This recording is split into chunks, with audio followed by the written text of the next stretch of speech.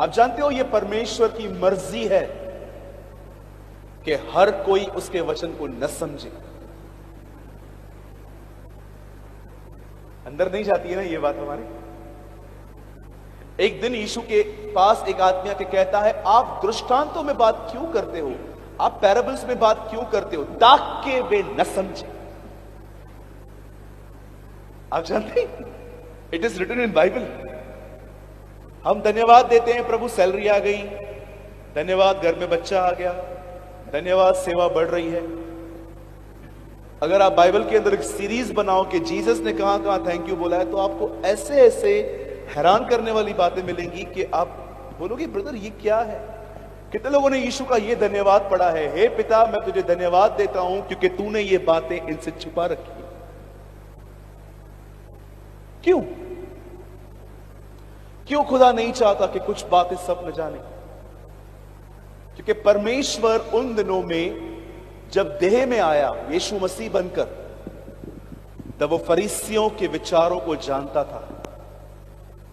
वो जानता था ये सीखने नहीं आए हैं, ये परंपराओं को पूरा करने वाले लोग हैं सिर्फ। और ऐसों के लिए खुदा ने कहा, मैं इसीलिए पैराबल्स में बात करता हूं ताकि ये न समझे। लेकिन बाइबल बताती है, यीशु कहता है तुम्हें समझ दी गई है। आप जानते हो हम कौन से लोग हैं? हम वो लोग हैं जिसके ऊपर उसकी मर्जी है कि हम समझें। यीशु ने कहा बहुत लोग थे जो ये बातें सुनना और समझना चाहते थे पर वो न जान पाए।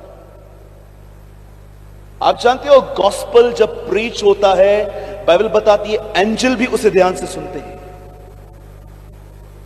और वो बातें प्रेरितों ने प्रचार की, पतरस कहता है, जिसको स्वर्गदूत भी बड़े ध्यान से देखने की इच्छा रखते हैं।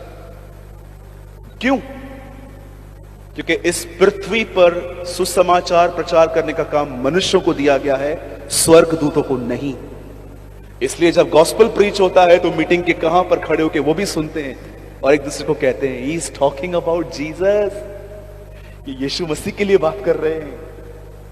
काश हम उनसे ये बात लर्न करें। द बाइबल सेज एक दिन यीशु मसीह एक ग्रुप से मिला। ये ग्रुप जो था ना, ये ग्रुप इनसाइड प्योरिटी में बिलीव नहीं करता था, एक्सटर्नल थिंग्स में, बाहरी चीजें। कुछ लोग सफेद कपड़े चर्च पे पहन के आते हैं, मैं बिल्कुल भी खिलाफ नहीं हूं, आप रोज पहन सकते हैं। लेकिन आपको लगता है कि सफेद कपड़ों से आप पवित्रता में चलेंगे, तो मैं इससे आपके साथ एग्री नहीं हूं। हां, मैं जानता हूं प्रकाशित वाक्य खत्म होता है व्हाइट थ्रोन जजमेंट पे, सफेद सिंहासन का न्याय जो वहां लिखा है, मैं जानता हूं वहां लिखा है। लेकिन अगर आपको लगता है कि ये बाहरी चीजें आपको पवित्र करेंगी, तो ये ऐसा ग्रुप था जो ये बिलीव करता था कि बाहर की गवाही, आज बहुत सारे मसीह लोग हैं, घर के अंदर गवाही बड़ी बुरी है, लेकिन बाहर इन लोगों से पूछो, इनके लिए पूछो ये कैसे हैं, नंबर 1। लेकिन इनके घर वालों से पूछो, आप बोलेंगे 2 दिन रह के दिखाओ बेहतर इसके साथ, आपको पता चल जाएगा। एक्सटर्नल क्रिश्चियंस जिनको कोई फर्क नहीं पड़ता खुदा क्या सोचता है, लेकिन बड़ा फर्क पड़ता है कलीसिया में मेरा नाम नहीं खराब होना चाहिए। ये इस तरह के मसीह लोग थे। जब यीशु इन लोगों से मिला, तब बाइबल बताती है इन लोगों ने कुछ वाद विवाद किया यीशु से खाने के विषय में। आज भी बहुत सारे लोग जो हैं खाने पीने की बातों पे बड़े कंफ्यूज होते हैं। ब्रदर आप लोग सब दिन खाते हो, आप जानते हैं ना जिस जगह से हम आते हैं वहां पर पहले सब दिन नॉनवेज नहीं खाया जाता था। और इवन मैं तो आज भी आपको कहता हूं, अगर आप वेजिटेरियन हो बहुत अच्छी बात है। द बाइबल सेज अगर मेरे खाने से कोई ठोकर खाता है तो मैं खाऊं ही नहीं। लेकिन आप उन्हें कंडेम नहीं कर सकते जो खा रहे हैं। लेकिन याद रखिए यहां पर क्या हुआ, खाने पे बहुत विवाद हुए। एक्चुअली यीशु के चेले हैं ना, सबत के दिन भी खाते थे, बाले तोड़ तोड़ के, कॉर्न्स तोड़ तोड़ के खाते थे। और ये चीजें इनको चुपती नहीं थी, इनके पास दूरबीन होती थी दूसरों की गलतियों को देखने के लिए। होती है ना कुछ बातें, आप देखिए कलीसिया में भी ऐसे लोग होते हैं, आप इतना अच्छा बोलो नहीं बोलेंगे, एक पॉइंट बोल दो, पास्टर ने ऐसा क्यों बोला, ऐसे क्यों, मेरे लिए बोला, सोच कितना प्यार करते, सबको छोड़ के तेरे लिए बोला। समटाइम्स आपको समझना है। लिसन, जब यीशु इनसे मिला तब यीशु ने इनको कहा, ऐसी कोई भी वस्तु नहीं है जो इंसान के अंदर जाकर उसे खराब करे। आप में से कितने लोग ये बात जानते हैं, ओल्ड टेस्टामेंट में, पुराने नियम में लोगों को अनक्लीन करता था खाना, बट अब नए नियम में लोगों को खाना नहीं, क्या अंदर से निकलता है वो उन्हें अशुद्ध करता है।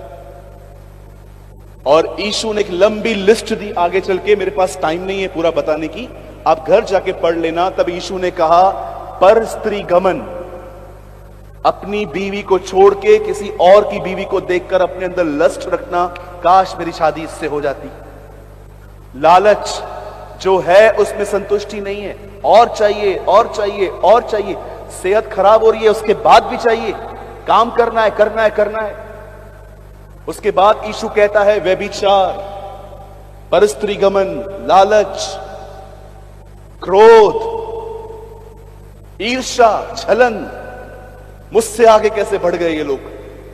ये सारी चीजें यीशु ने कहा इंसान के अंदर से आती, और यही बातें मनुष्य को अशुद्ध करती है। अब आप में से कितने लोग ये बात जानते हैं, आप इसीलिए पापी नहीं हो क्योंकि आपने पाप किया है। आप इसीलिए पापी हो क्योंकि आप पाप में जन्मे हो। बाइबल आपको इसलिए पापी नहीं कहती क्योंकि आपने पाप किया है, याद रखिएगा। बाइबल कहती है एक मनुष्य की आज्ञा न मानने से हर व्यक्ति पापी ठहरा। और बाइबल आपको धर्मी भी इसलिए नहीं कहती क्योंकि आप अच्छे हो।